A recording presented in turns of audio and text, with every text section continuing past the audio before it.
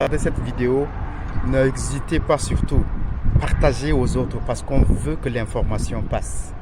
Alors tout d'abord, peut-être que vous ne me connaissez pas et que peut-être ce n'est pas nécessaire, je suis juste un canal de transfert en fait. Ce qui se passe concrètement était que hier nuit, j'ai partagé une chambre avec un étranger, un Soudanais, et du nom Abbas, pour être précise. C'est un réfugié qui était venu ici depuis 2019. Donc on peut dire déjà c'est un Tchadien. Alors, qu'est-ce qui s'est vraiment me poussé à faire cette vidéo? Dans une de nos conversations avec Abbas, on a eu à aborder beaucoup de sujets et comme j'étais curieux, je lui posais des questions concernant l'état de la guerre, du Soudan, comment était sa famille, comment étaient ses séjours ici.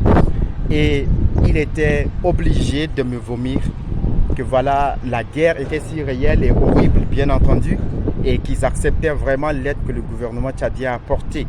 Mais le drame était que ils vivaient autre forme de guerre. C'était plutôt, c'est plus horrible encore que la guerre parce qu'ils vivaient sous pression de la famine, sous pression de manque de logement, sous pression de tout ce que vous pouvez imaginer. Et je me suis dit, mais les organismes, les organismes internationaux, est-ce qu'ils ne vous envoient pas des vivres? Il me dit, bien évidemment, mais ces choses, c'est Dieu seul sait où est-ce que ces choses ont attiré. Ils étaient informés que voilà, tel jour, vous allez recevoir des vivres, vous allez recevoir de telles choses. Mais ces choses ne sont jamais parvenues à la destination. Là, je me tourne vers vous, les amis. Les parents, je vous aime bien et on s'aime entre nous les Tchadiens ici. Je vous en prie, faites en sorte que ces gens trouvent de quoi manger. Si c'est destiné pour eux, les gens ont contribué de partout, les USAID, il y a beaucoup d'organismes, il y a des banques où les gens viennent, ils soutirent et ils enlèvent une petite portion pour jeter. Je dis jeter parce que chez nous ici, quand on donne quelque chose à une personne, c'est comme si c'est jeter.